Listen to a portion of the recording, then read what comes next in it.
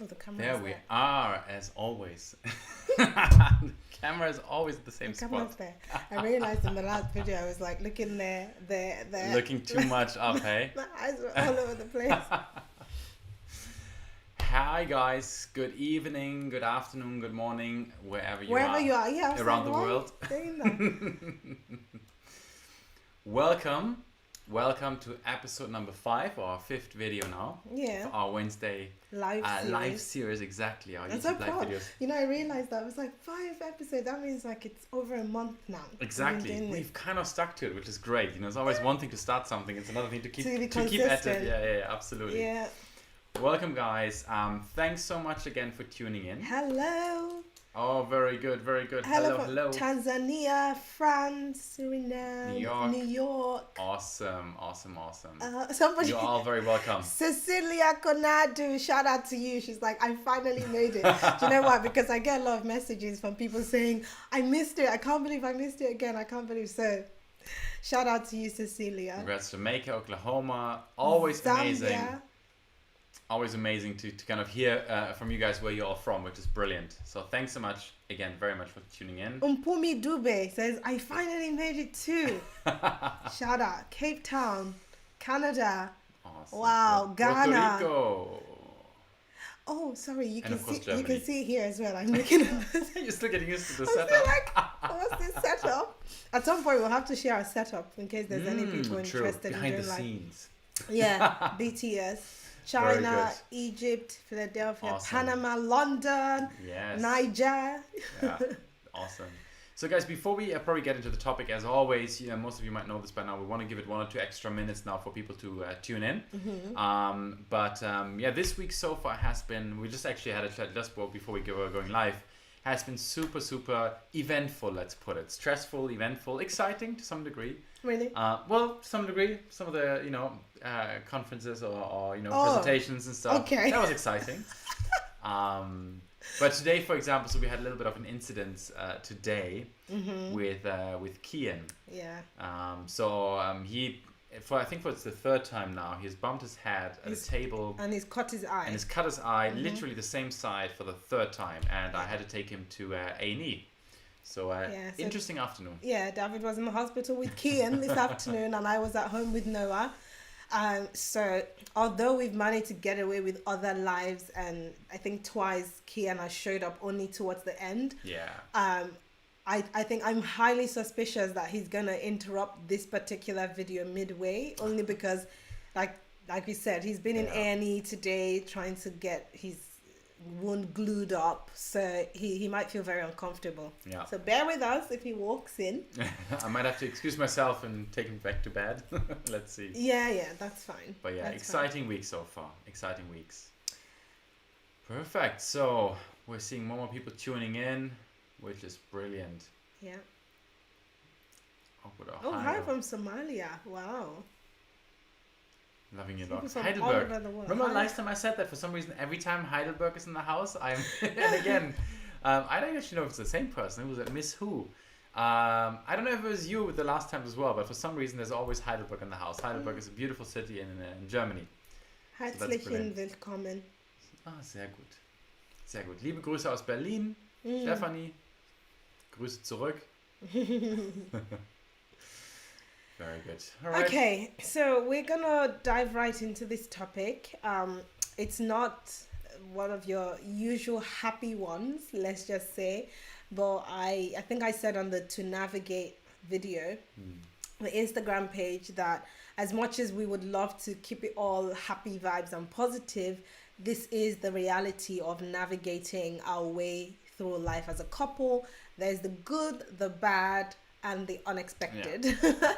So unfortunately, today's topic, which is dealing with miscarriages, is what we're going to address today. I know fully well that not everybody on here can relate, but just in case anything we share today resonates with you, I just want you to know that you're not alone and you will get through this.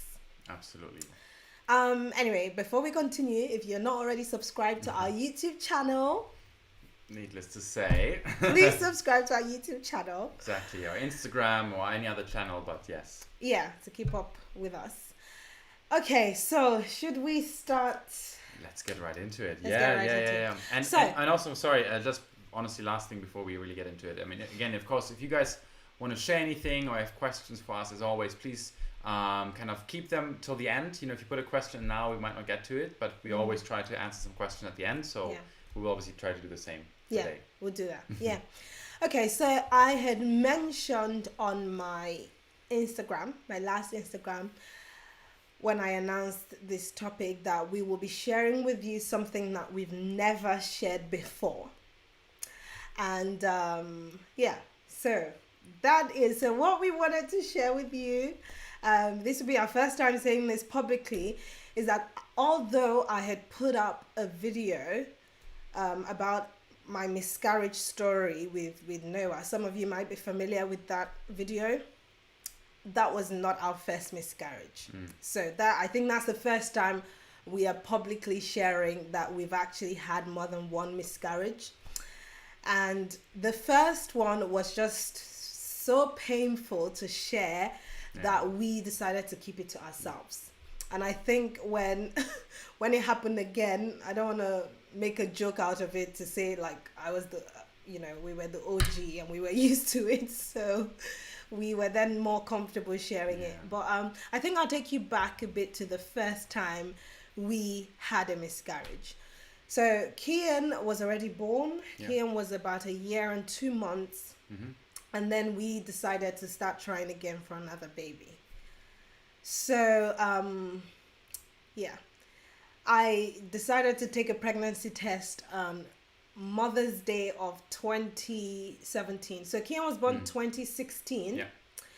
And like we said, over a year, he was over 1 year when we decided to start trying for another baby. And I remember vividly that it was Mother's Day. Yeah. When I said to David, oh my God, how amazing would it be if I peed on this stick and it was positive? So then I did. And it was positive. So we were so excited. Yeah.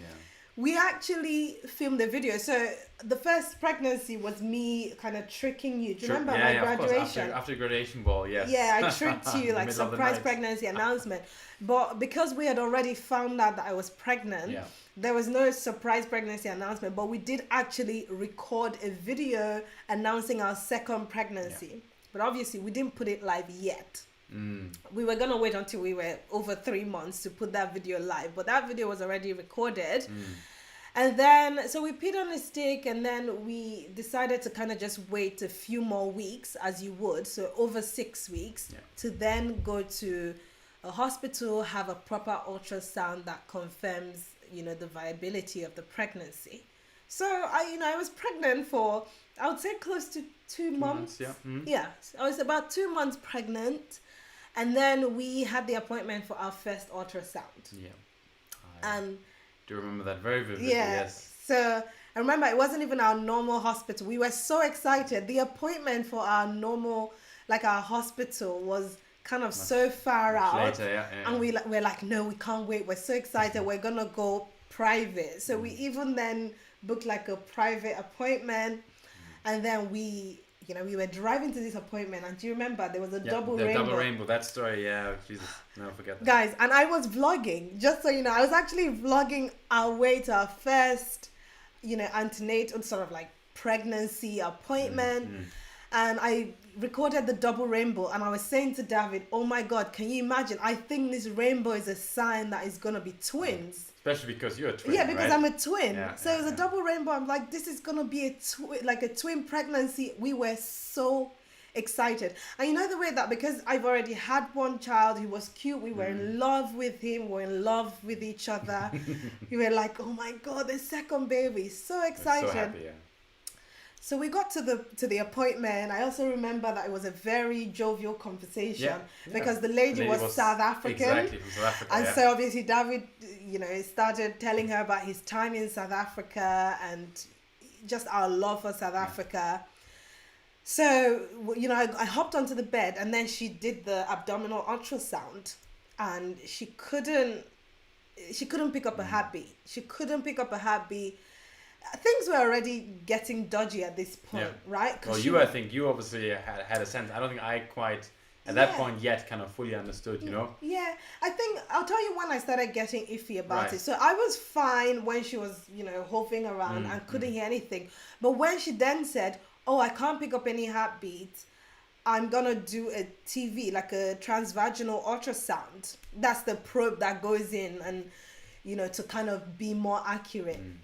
So when she did that, when she suggested that that's what we're gonna do, I kind of felt like, things are not right. Things are not right. You should be able to pick this up on an abdominal ultrasound. But anyway, we did that, and there was no heartbeat. So you could see I suppose the fetal sac and whatever. You could see there was a pregnancy, but it was no longer viable. There was no heartbeat. And then so she finished, and she said, well, politely and professionally, she said, "Well, I'm gonna refer you to another hospital just for a second opinion." So obviously, I didn't tell her that I was a doctor. So she was using the same lingo that we were trained to use for people when there's bad news and you just don't want to be the bearer of bad news. So it's like, the second opinion, everything is fine. Just a second opinion. Okay. It's probably like an error in the machine, or she was just saying all these things. At that point, I knew 100% that we had lost the pregnancy. I knew that, but oh, bless David. He was so oblivious to the entire thing. He was like, "Oh, okay, we're going to go to the next hospital." And I was just like, okay, David. And I was trying, so for me as well, being like, I suppose, a medical professional, trying to curb my patient's expectations, I was saying to David, "Babe, I know that you're very excited about going to the next hospital, but I just want, to prepare you that there's a chance." So I was telling him, like trying to tell him, get ready for the worst. But David's like, "Oh, don't be pessimistic, be optimistic, like, it's probably just the machine." Because you played that card on me with that whole, like, let me play that medical thing. You'd have been clear to me, like, "Look, babe, this is what it means. Full stop." I probably wouldn't have had, Yeah, but so exactly, enough, So I definitely did play that, card with David as well. Anyway, we waited a week for the next appointment. Actually, no, it wasn't even before then. We were leaving on the basis that she had sent the results to a different hospital, and we're gonna wait for them to contact us. Oh my God, guys, that was the worst few days, a week, I don't even remember. That was the worst week of my entire life. Because it's one thing for me to know at the back of my mind that, well, we've lost this pregnancy. It's another thing to kind of actually marry the two, like put my own emotions. Like I couldn't. Well, and also getting that fine is one. Oftentimes, I think when you know something in theory, like but then you actually, somebody is in front of you telling you, and here's the ultrasound or here's the proof. I think it's a different experience. So like a part of me, a very tiny part of me, wanted to be right. Wanted to just, a very tiny part of me had hope. I just had hope that in the week that we were waiting, things were gonna get better, and then we would, go to the hospital and they'll tell me that we were wrong, or the machine had broken or something like that. But anyway, so we eventually waited for, after the longest, most miserable week of our lives. We went to the hospital. Well, the hospital rang, we got the appointment, and we then confirmed that there was no heartbeat.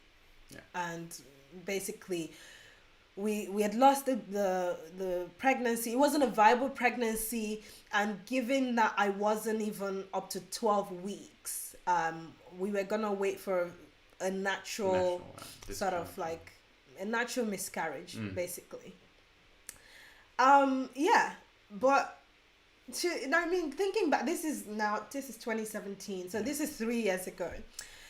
And if I think about how I dealt with that, or how we dealt with that, I pretty much had to go into work. The next day. You were so busy, exactly. I was so busy. I was like I was the junior doctor on my team at the time. So, and not only that, obviously I had to kind of pick up a lot of the work on the ward. But also, I didn't think I was quite ready to share such a gruesome news with yeah. anybody. Yeah. And I just didn't want self-pity. Plus, Yeah. I don't think that it had quite hit me. No, of Yeah. course.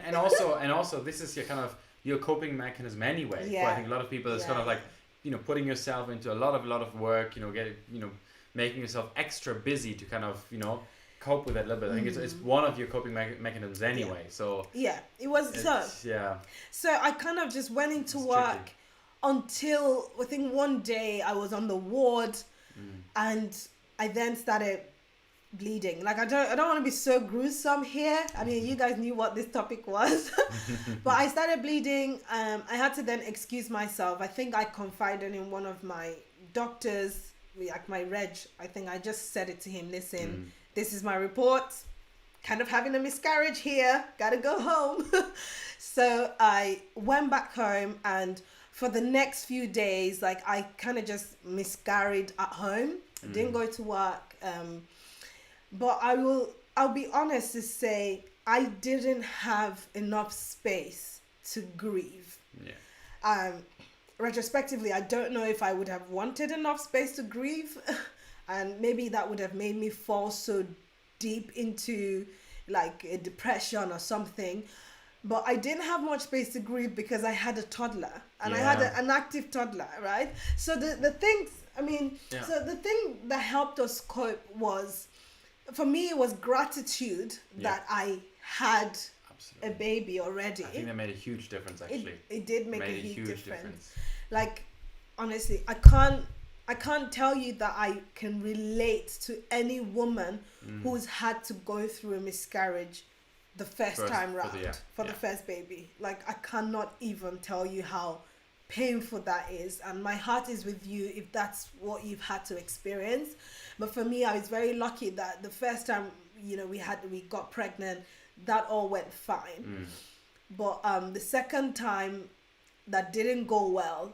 I was so grateful. I kept every time I looked at Kian, I was just very grateful that we have a baby who's healthy, who's happy, who's active, right? Very active, yeah. I didn't really have time with work and with a toddler that I also had to kind of, entertain and feed and just keep healthy. So that was our first experience. Absolutely, But, yeah. I mean, Yeah. how did you feel?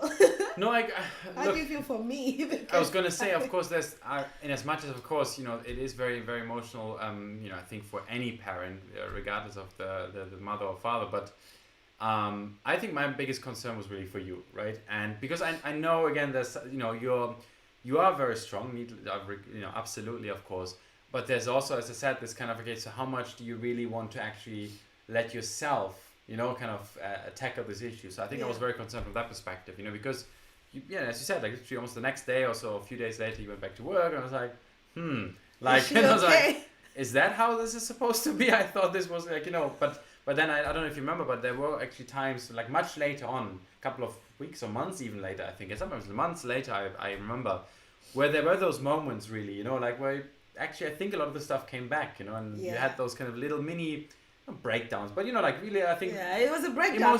Well, okay, maybe it was a mini breakdown, like really, really emotional, kind of tearful, few hours or so, whatever, or few nights, but no, look, for me, I'm as you said before, and I'm generally a very optimistic person, right? So of course it was very painful, although I at least emotionally was most concerned with kind of the way you were doing, right? So and also I knew that we're gonna get through this, generally speaking, and also like we're gonna have another chance. Like this is gonna happen when it's supposed to happen. That kind of thinking in any case in my life, but especially in such a case, really gave me, I think, that kind of forward thinking. You know what I mean? Because I mean, with something like this, there's no point in going back in terms of like, what could we have done anything, or should we, I mean, there are some things that happen in life where yes, it's very important to be very self-reflective and think about and learn from, right, so that you don't make any mistakes. But you can't reflect on a miscarriage. No, but that's my point, right? I mean, there was no point on digging yourself too deep into it when you get to that point like, oh my god, is it my fault, did I do anything wrong, so I really wanted to first help you not to get into that. And again, I obviously as the mother or women, of course, like that could be a very natural feeling sometimes, like, oh, maybe it's my fault, right? But even as the husband and father, like, I didn't even want to allow myself to get into any of those kind of feelings and thoughts, so that's why I think I really tried to focus on that. I knew we were going to get through this, and we're going to get another chance, and it's going to happen when it's supposed to happen, so that's what really helped me. Okay. Yeah. I mean, so this would have been happening around, I would say, March, April? Yeah, roughly. May. Between roughly, March and May. So it's kind of spring, whenever Mother's Day was in 2017, that's when this happened. Because I remember saying this is the best Mother's Day gift ever, that this pregnancy test is positive. But anyway, when we went through that, I think very quickly, and I don't know if that's the same for any woman who's had to go through a miscarriage, but it's almost like you're in this competition to prove to yourself that it's not your fault and you can get back into the game. Yeah. So, oh my God, I was desperate to get pregnant again. I was desperate. I was like, no, like, I can't lose another child. This one's gonna work this time. So then whatever the case, we then got pregnant again. Yeah. And we got pregnant. Not too long after, actually. We got pregnant not too long after, which obviously now happened to be Noah's pregnancy. Yeah. But I remember that we then had to go to Nigeria in August for my dad's 60th birthday. So at the time that I was attending my dad's 60th birthday in August. No, actually, yeah. It must have been, August. No, actually, it's not soon after Kian's miscarriage that we got pregnant again. But a few months, yeah, fairly short. Because I remember in August of 2017. Oh, actually, not 18. Sorry, in August of 2017, when we then went to Nigeria for my dad's 60th birthday, I was already pregnant. Yeah. Okay, I was already pregnant when we arrived, but I remember that before even my dad's birthday, I think we arrived a week earlier. Yeah. I remember waking up one morning and literally bleeding all over the bed. Do you remember that? Of course. I woke up at you don't forget those maybe 5 a.m. in the morning. I was bleeding everywhere. So I rang my sister. At this point, I was staying in my parents' house. My sister, who's married, was living in her own family house. So I rang her. I was like, Adanna, you really need to come here and take me to a hospital. Like, I'm bleeding again. And obviously I was paranoid because I've just come out of a miscarriage. A few months ago, And I was like, oh my God, this better not be another miscarriage. So my sister, oh my God. My sister, she rushed to the house. My parents didn't know I was pregnant. I was like, it wasn't even 3 months, and you usually would share the news after 3 months, right? So it wasn't even 3 months. I didn't want to share that I was pregnant. I didn't want to take away from the excitement of my dad's 60th birthday. It wasn't going to be about me being pregnant. So nobody knew. I didn't want to tell my parents. So my sister came. She took me to her private obstetrician. And oh my God, that was just difficult to even think back about it, right? That was just bad. That was just bad. Anyway, they did another ultrasound and they said to me, there's no heartbeat. This is not a viable pregnancy. Can you imagine? We suggested DNC. So you might have to explain what that is. Dilatation and curettage, like when you're evacuating a pregnancy. Okay. So you can have a natural miscarriage, or you can have a DNC where they evacuate the fetal sac. Yeah. Right? Anyway, he's like, we're going to have a DNC. So first of all, my twin sister, so most of you know that I'm a twin. And we're so opposite in our temperament, right? And I felt like we've had to be like that for a reason, because she's always worn her heart on her sleeve and she shows all of her emotions. I feel like over the years, that's what kind of made me toughen up. Right. Because, they gave me this news that there's no viable, it's not a viable pregnancy. There's no heartbeat. I've lost the baby. My sister broke down and was rolling on the floor, screaming and crying the whole place, like the doctor, like Like it myself, was her pregnancy. like right? I was like, Adama, like I think we need to calm down. At some point, we had to make her excuse us because it was almost so difficult to continue that sort of diagnosis with my sister crying all over the place. But it was just very sad for me. But I think what was more shocking was the fact that the doctor said to me, "You've lost the baby, let's do a DNC." And I was like, hang on, you're not even my obstetrician. You've just given me this diagnosis. I mean, surely I'm not gonna just straight away on the spot agree or consent to a DNC. Anyway, so then I said, well, I'm gonna wait until I go back home. So I think it was on my dad's actual birthday. That's when I had most of the miscarriage. Right.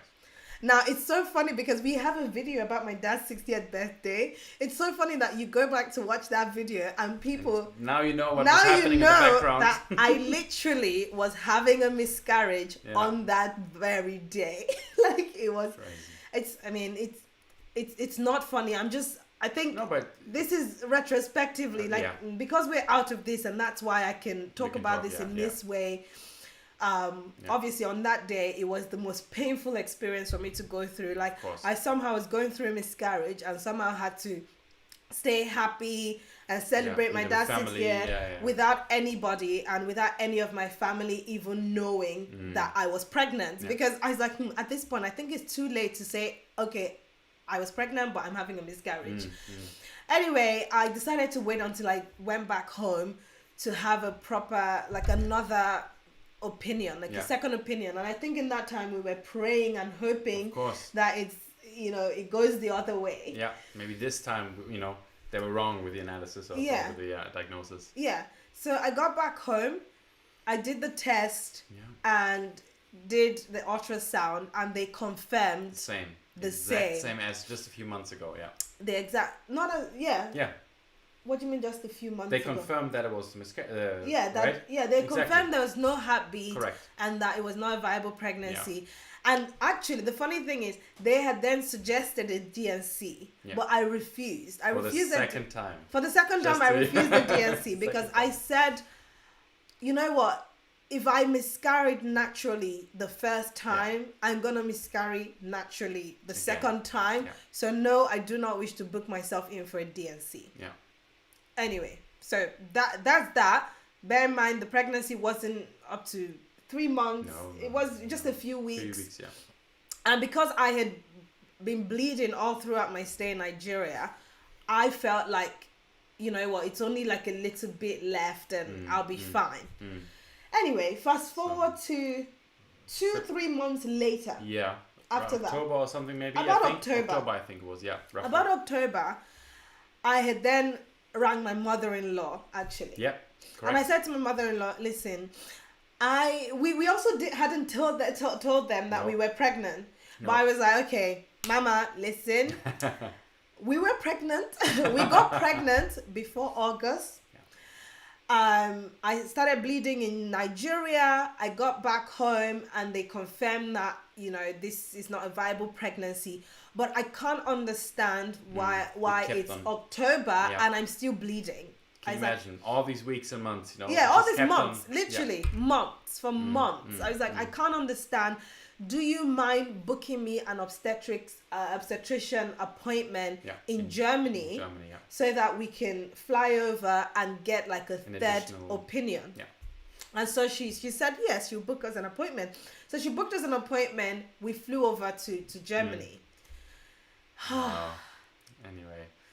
Oh my god. So, I mean, I can maybe start with the story. So, we go to this well-renowned but very local kind of, a doctor with Kian. Actually, we all go in. It was more about, we expected another scan maybe, and basically the same outcome. I remember, like, We had two opinions the first time. They were negative, and that's what happened. Now we had two opinions. They were negative, and we just expected to probably be the same. Yeah. I work in the office, obviously. I think we had agreed, then we were waiting in the room, and then we agreed when Adanna was called in that my mom would go, so that I can be with Kian for some reason. I can't remember why. Of course, you were with Kian. Yeah. And then, so my mom had offered to go with Adanna into the room, right? Yeah, maybe I'll say then what happened in the room before you came out. Yeah, okay. So sorry, mind me, I'm there innocently with Kian in the waiting room playing. Yeah, so he's with Kian playing, and then so I get out onto the bed, and the doctor then starts doing the abdominal ultrasound, so I could see the sac, right, and then so I said to her, "Oh my God, I cannot believe that." All these months, this sac is still here. There. I cannot believe that. Like, I wish, like... Also, based on how much you've been bleeding... Yeah, based on how much... It should have been out already. Yeah, it should have been out already. And I was like, okay. So then she said, actually, sorry, I take that back. The doctor said, oh, I can see the baby here. That's what the doctor said. I can see the baby here. So then I said, oh, I can't believe that after all these months, like, the baby is still here or the sac is still here, and... maybe I should have agreed to the DNC. Like, how have I been bleeding all these months and the baby is still here? And then she looked at me and she said, no, very strong German accent. By the way. She said, no, I mean, everything is okay with the baby. Yes. So it was so confusing. Of course. I swear to God, it was the most confusing thing ever because I started bleeding since August. Yeah. This is 4 months later.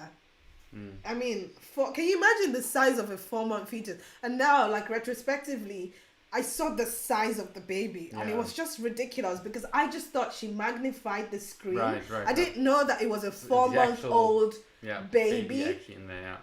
So then your mom came over to me and she held my hand.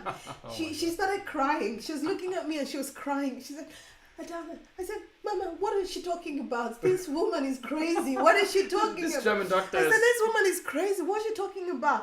And she goes, no, the baby is alive. The baby is alive. And I said to her, I don't know what you're talking. Well, then, so back to the waiting room again. You okay? Yeah. Back to the waiting room again. So I'm again innocently playing with Kian, and next thing I know, my mom bursts into the door, bawling her eyes out, as you just explained, absolutely, like, really crying, not just tears, crying, and just help me, like, on my shoulders and my arms, like, my son, I think you need to go in there. That's all she said, right? And of course, I genuinely at that moment, I still didn't get it. I thought it was, obviously, you unfortunately also lost this one, and obviously Adanna is really down, so you probably need to go in there to comfort her. That's generally what I was convinced was the case, right? That maybe because there was a little bit of hope for you that you were really down and it was a really difficult moment. So I walked over there and kind of walked into this room. The doctor was smiling, so then she was just like, hello. Like, hello. Come in, And just smiling, and even you, I think you were. I could see. I was crying. No, you were crying, but you were also smiling. I could see the complete mess of emotions, in your face. Like your eyes were like crying, your face was like, grim. Anyway, I didn't get obviously what was going on for a second. I looked at the screen. Obviously, the screen was in there, and I can't remember honestly. Like whether you said it or the doctor or somebody basically said.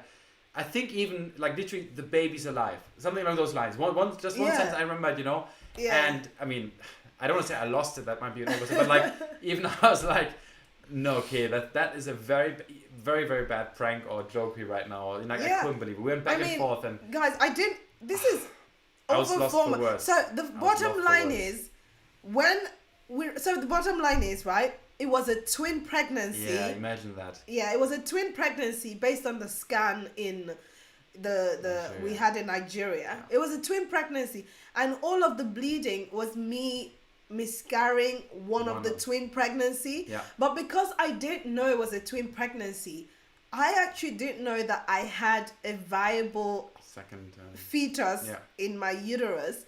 So when I even realized Noah was in there, he was over 4 months old.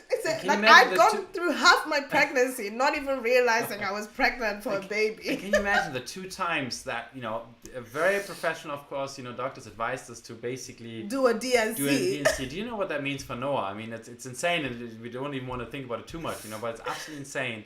Really trusting your guts at the end of the day, you know, and I mean. It's not even too overstating if you say, like, otherwise Noah wouldn't be alive. You know, I mean, you literally you saved his life already. Well, it's not you saved his life. Well, you know, and then gave birth to him again. I mean, it's crazy. It's like a double tap. So you know what? When looking back now, when Noah does any of his very stubborn, hot-headed things, where like. Actually, he's very resilient to things, or very stubborn. We always say, okay, well, we know why. We know why. You're very resilient, stubborn. You had to fight for your life. Noah had to fight literally from the moment he was in the sack. Yeah. He had to fight for his life. And that is, at least to some degree, as a 2-year-old, is kind of reflective very much in his behavior. I mean, he would fight us. He would fight anybody. Like, this guy is just on a different level, you know. Which I'm sure at some point we have to kind of manage. For the moment, it's still good to have like a young toddler like this, very, very stubborn. But yeah. And actually, you know what? The other thing, just one thing I think we forgot. And the crazy thing is also, if we now go back in to the scans and look at them, the doctors had actually seen kind of, there's a blood clot. Right, or something like along those lines. So they saw a spot there, but both doctors had kind of labeled it as a kind of blood clot or something, right? Yeah. Turns out that was actually Noah. That was the second, you know. Actually, the blood clot was the non-viable. Okay, but there was a scan, I think, where now afterwards we could have actually we were able to see, okay, this was actually then the egg, and the doctors didn't identify it correctly, right, or something along those lines. So like, Jesus, like, wow. Yeah. Incredible. Anyway, so it was incredible. That was the best trip to Germany we had ever done. You know, thanks to your mom, your mother-in-law. Thanks to my mother-in-law. Who was, you know, just very supportive, saying, yes, we need to book you in for this. And she held my hand through it all. And even that day, I remember when we got home, and I mean, my mom was just all over you, like, you know, for the rest of that stay. I was like, do you need anything, do you need this? And like... It was great, yeah. So I eventually, and now that's why I know that, I think I'm a very strong believer that your psyche, the way you perceive things, influences your life in every aspect of the world. Because... I had gone through over 4 months of being pregnant without realizing I was pregnant. Like, I went about my day like a non-pregnant woman. Fast forward to when I found that I was pregnant. I was like, David, can you get me this? David, can you get me that? Oh my God. Before, everything was fine, you know, like... Just sitting with my parents in the living room and God knows what, and the next thing, like, I'm gonna lift my legs, you know, can you bring me a water bottle? Yeah, anyway, it's okay. So it was pretty great that I had gone through more than half of my pregnancy already. So it wasn't one way to look at it. Yeah, actually. So until Noah then arrived, it wasn't, you know, too far off. Very true. Yeah. Anyway, that's our story of miscarriages. We've had 2 miscarriages. One singleton and one that was supposed to be a multiple pregnancy with Noah. For things that helped us cope, I think was just the bond that we have. The fact that we could talk through things, and it wasn't any finger pointing, it wasn't any conversation of whose fault it is. The fact that we already had a toddler that was made a huge difference. That was this, you know, distracted us, but also was a huge blessing that we could see him and say, you know, thank God we have him. And then, you know, talking with friends, like family actually, not friends, family, just having, because I'm very close to my sisters, just having conversations about it. My twin sister never went through it, so that's actually another thing that made it more difficult for me. Was, oh my God, I'm a twin. I thought the exact same thing is supposed to happen in our lives. And so not that I was wishing she had it. I was just thinking, why did it happen to me? Like, why did it happen to me? Makes sense, But there was just a few things that helped me cope as well. Yeah. Absolutely. And I mean, if there's if there's any woman who has experienced a miscarriage or is currently going through it, just know that you're not alone. I mean, I don't think that should make you feel better to know that you're not alone, but it's important to understand that the statistics is actually ridiculous. And that's actually something that we really found out then as well, and it's something that I remember even my mom had mentioned then to us at the time, that she had so many or has so many friends of hers. Yeah, she said that. Yeah, she really said that, like really many friends that actually had gone through miscarriage at some point in their lives, but never actually even shared it with anybody. Really, She said she had a friend who's had more miscarriages than the number of children she actually has living. And then when I started to open up, like my mom said to me, oh, my grandmother actually miscarried. And the more I opened up to say I've had a miscarriage, the more women said, I've had a miscarriage. And before that, I only started opening up after Noah's twin pregnancy miscarriage. So when I had the first one a few months earlier, I kept it to myself because I just thought it was something that happened to only me, even though I know from med school, one in four women would have a miscarriage. It's so difficult to kind of imagine that would happen to you.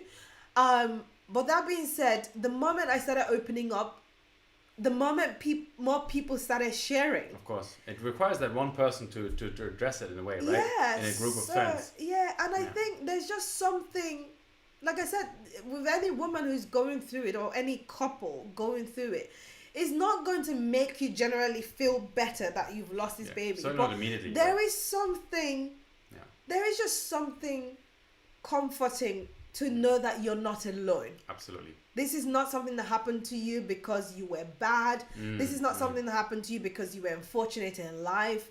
And that by no way, but this doesn't mean that you will never get pregnant again. Yeah. And I think that's the important thing to know. But at the time that you're going through that, trust me, you will feel like, of course, oh my God, what have I done wrong? My uterus is broken. I will never get pregnant again. Yeah. Like all of the negative emotions just come through. Yeah, I think what I remember, there are some things, of course, that are important in the short term, in the immediate aftermath, let's say, of going through something like this. And then there are others, of course, that will help you overall process the entire emotions. Because the first few days or weeks, you can't deal with the emotions in a way. Like you just have to cope with the pain, if I could put it that way, right? Yeah. Afterwards, you will actually process and reflect on the emotions, right? So I think in the short-term piece around just coping with the emotions and the grief is really around, I think, having those family and friends around you, or really close friends or family members. That I think is so important. Having somebody who can kind of help you out with normal things. But of course, this is a given. I would like to think anyway that this is hopefully, well, I do know it's not always the case, but I'm hoping in most cases at least that you do have a very supportive partner. So that's the first thing I think in the short term. You just have to try to be around people who can help you. But I think in the long run is that second piece around understanding and being willing to open up. It actually does help you heal, right? Yeah. It might not sound immediate. It might not sound like it initially when you think about it, but it really does. Really hearing, and you get into conversation with people you never thought you would talk about something like this, right? That's another thing I think. Certain random friends sometimes you're like, whoa, I didn't know we're gonna sit here for 3 hours and actually share our miscarriage, experiences. Whereas before we were kind of very casual friends, but sometimes you never know the person who actually ends up being really valuable to you. Yeah. So that'll be maybe the short-term, long-term pieces of advice. Yeah, just sharing, because there's nothing bad about it. There's nothing bad about saying that you've had a miscarriage. Yeah. You might, like David said, you might then find your healing in that person that you speak to, but you might also uplift another woman to say, listen, you're not alone. I've gone through it. And I think that was what motivated me the second time round to kind of share my story, because we have a video on YouTube about that. But the first time round, oh my God, I was bottled up to the top. I was like, zip, not telling anybody, and I'm just gonna focus on my work. And eventually, like David said, I had moments of breaking down, like crying, where I couldn't even control my tears. I could just burst out crying on a random day. I didn't even know what was going to trigger me, but it really just showed that I had not even healed properly. Because I bottled up a lot. But the second time was much easier to deal with, mostly because the outcome was that there was a baby. Of course. I know that there are women out there who've gone through multiple miscarriages, much more than I even have. But just keep trying, keep hoping. Do all of the tests that you can medically, and as long as everything is fine with you, keep trying. There's always hope. And there's always hope. And I hope this message resonates with anybody, because it's a very common thing to go through as a woman of a childbearing age, especially when you then decide to start trying for kids. Understand the statistics. I don't want to say they're against you to begin with, but that's just the way, that's nature for you. That's what the stats are saying. 1 in every 4 women, 1 in every 4, not even 5, will go through a miscarriage. It's common enough. It's also weird for me to say prepare for it, because you can't prepare for it. No woman gets pregnant thinking, chances are I may lose this. No. Nobody does that. No, I think you can't emotionally get prepared, but at least having kind of thought about it, and kind of maybe, things like this, for example, listening to maybe other people sharing their experiences will eventually help you a little bit when it comes to that second stage of coping with your emotions. You know what I mean? If it happens. If it happens. Okay. Nothing can prepare you for the actual emotional impact immediately. Nobody. Yeah. And that's not the point of this, right?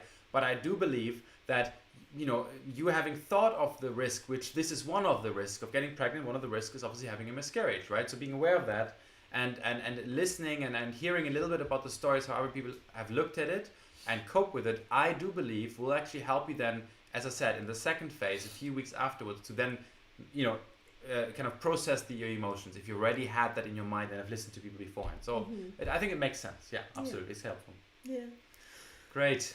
Okay. Well, thank you very much for tuning in. We do, as always, we did promise in the beginning, and we did it in the past videos as well. See if there's any maybe questions in the chat. You guys have been leaving messages here the whole time. Thank you. And we do really, really, really appreciate it a lot, actually. We usually go back and then read the messages. Yes, but but if you have any questions that you'd want us to address before we go, look, Kian didn't wake up. Well, let's not jinx it. Okay. He might be out at the door right now. I was certain that he would interrupt us midway. You were, exactly. But anyway, does anybody have any questions? Yes. Where's the wine? Well, guys, we ran out of wine. Good question. I like it. That's a great question. Somebody who's been watching us. That's a great question. Juice and actually, smile. We have water today. Okay. You guys know. We're Cheers. gonna big reveal. Big reveal. Cheers. This is my 3.7 liters that I drink every day. Look, I'm still gonna go through this before midnight. Yes, just I'll so stick you know. to 2 liters. I think is more than enough, by the way. Yeah. Cheers, David. Well, let's cheers. You're supposed to drink. Okay. I'm supposed to. There we go. Wine maybe for the next ones, for the happier topics again. Perfect, guys. Any other questions? You still okay? While Adanna's finishing her 4 liters, she has about 2.5 liters to go. No, so baby, it's not good luck. 2.5 liters Well, left. it's 2. Okay, 2. I can do it before midnight. Oh wow. What do we got here?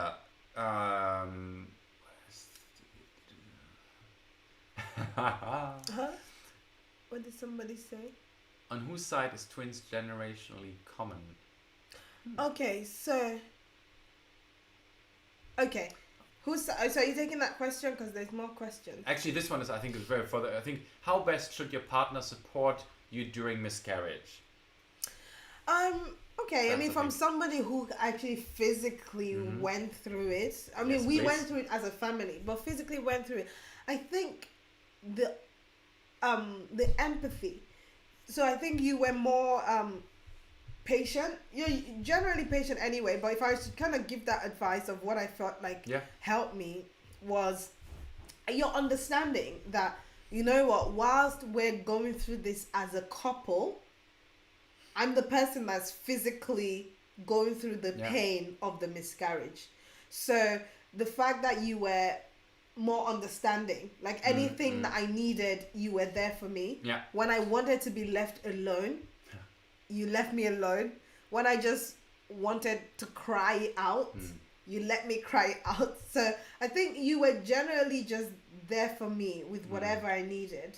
And even when I couldn't vocalize what I needed, you tried to guess. Like, you know, getting, just maybe making a nice side of dinner for me, or like something to drink, or juice, or hot bath, or like a massage or something. So all of the pampering stuff.